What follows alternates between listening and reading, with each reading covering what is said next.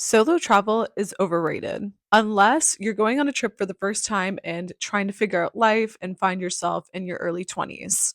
After a certain point of traveling, you realize you don't really have anything to prove to yourself or anyone else. And that's when you realize that it can be fun to mix up your travel style, travel with other people, a partner, friends, in a group.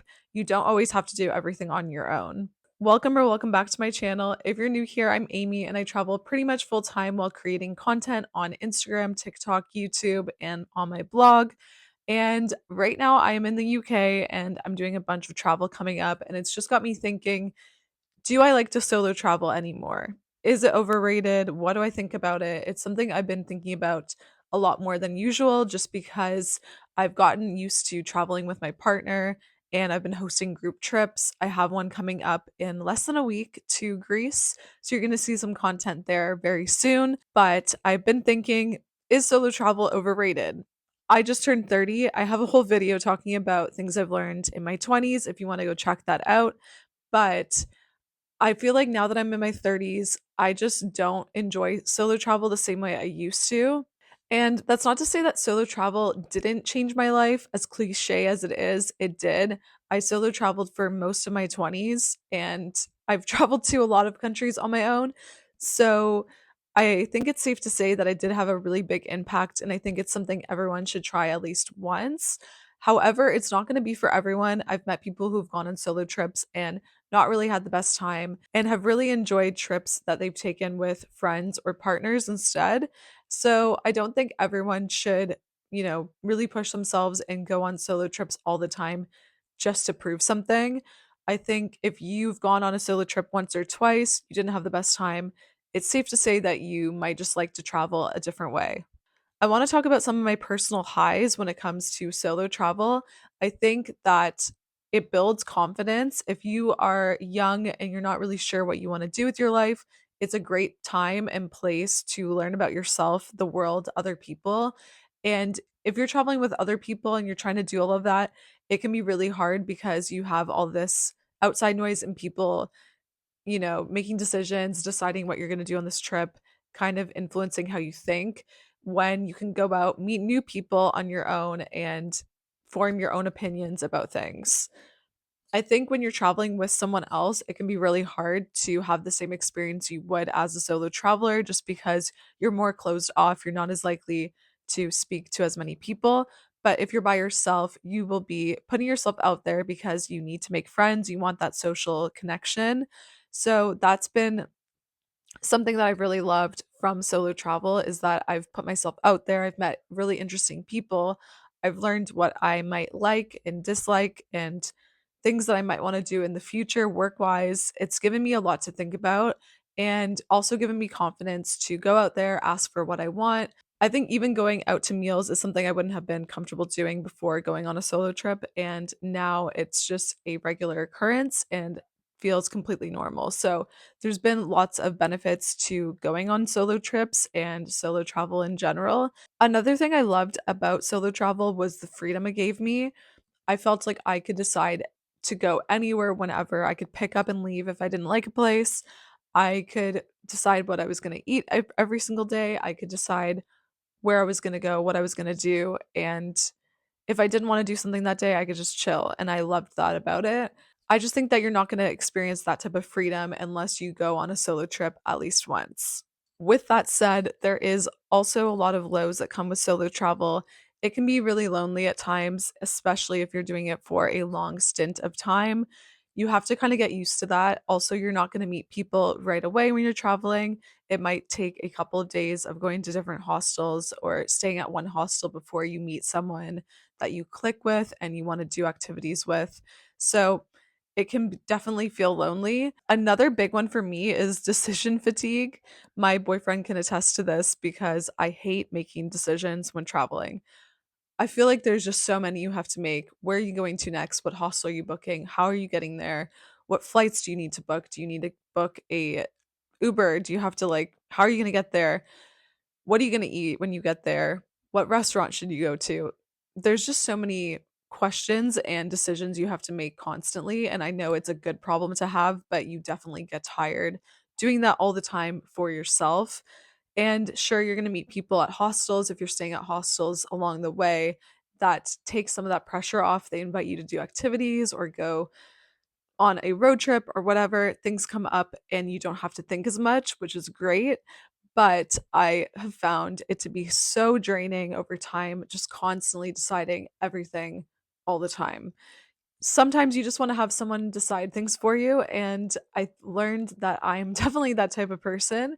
So I enjoy traveling with someone now because I don't have to do all the thinking and all the decision making. Also, there are some safety concerns when you're traveling solo. I think I have a video from a year ago where I talked about solo female safety tips and things to watch out for. So if you're interested, go watch that video after this one. But it's definitely something you have to be aware of when you're a woman traveling by yourself. I think a lot of people like to say like it's totally safe, but bad things can happen anywhere to anyone. Women are more likely to experience, negative things that come up during travel because we're more at risk, but you shouldn't let that stop you from going on solo trips. It's just something to keep in mind. I feel a lot safer when I'm traveling to any country with my boyfriend or with a friend just because there's safety in numbers, and also when you're with a guy, you just feel automatically more safe. I think a lot of people have this idea that you have to solo travel to grow as a person, and I don't necessarily think that's true. I do think it would be a good idea to try a solo trip at least one time, whether that's in your home country or abroad, but you can grow in other ways. You don't need to travel to experience that type of growth. Also, with group trips, you can meet new people kind of in a similar way that you would at hostels, but you don't have the pressure that comes along with solo travel. So I think that's a really good way to experience travel without having to put that pressure on yourself.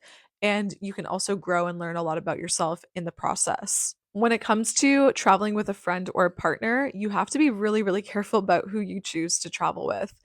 I see this as someone who went on a trip with someone I didn't know so well from work in 2017. I went to Iceland and that girl ended up getting arrested. I have a whole story time about the video. It was one of my first videos on this channel.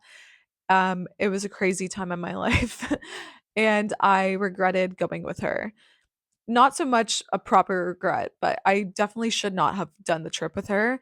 And now that I'm traveling with my partner, my boyfriend Sam, it is amazing. We have such a good time traveling together. I've also traveled with my best friend and it's been great, but I think that long-term travel with her would maybe get tricky sometimes because we have different things we want to do, different ways we want to spend our money. So you have to kind of be in alignment with the person you're traveling with. Another benefit of traveling with a friend or a partner is the cost.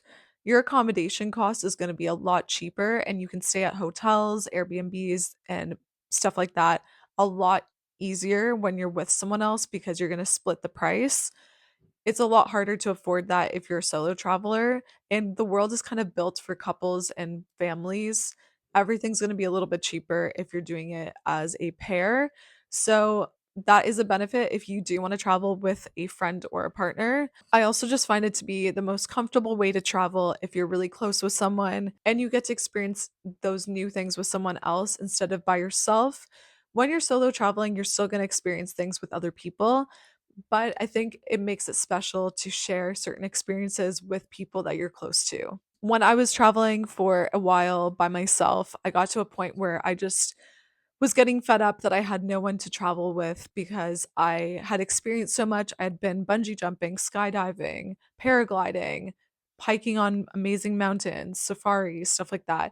And I was like, okay, am I going to do everything before I meet my partner, before I have a friend to do it with?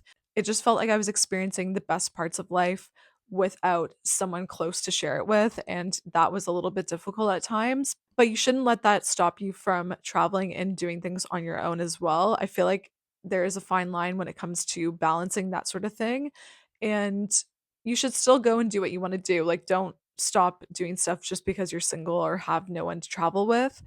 But if you do have someone to travel with, I think it's amazing to share unique experiences and, yeah, just see the world with. If you're traveling solo, you are going to have a great time, most likely. I'm not posting this video to say you shouldn't travel by yourself, but I think it can be really tiring and can be a lot on certain types of people. If you're introverted, you might need a lot more time to yourself.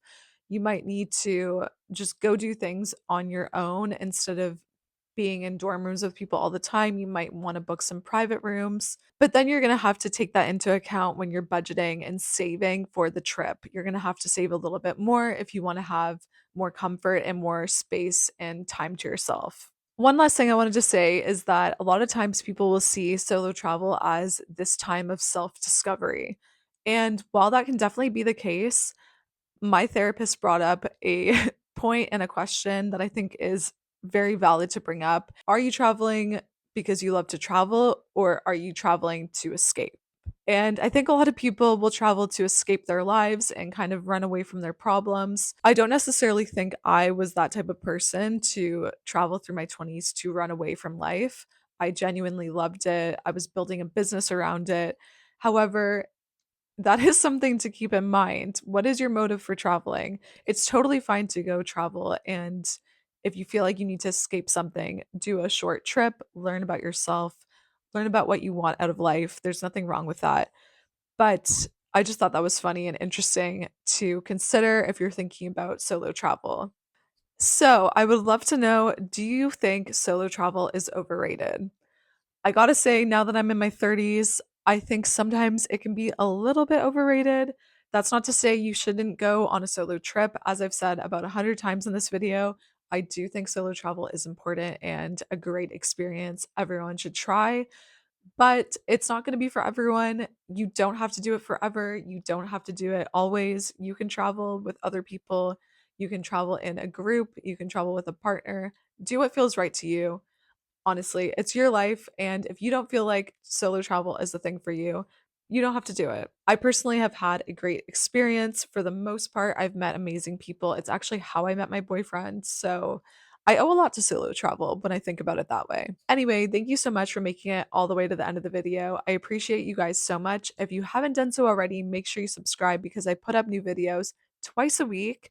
It might be a little bit off in the next few weeks because I'm going to be on a trip in Greece, but I'm going to do my best to put up the videos as usual. And I will see you guys in the next one. Bye.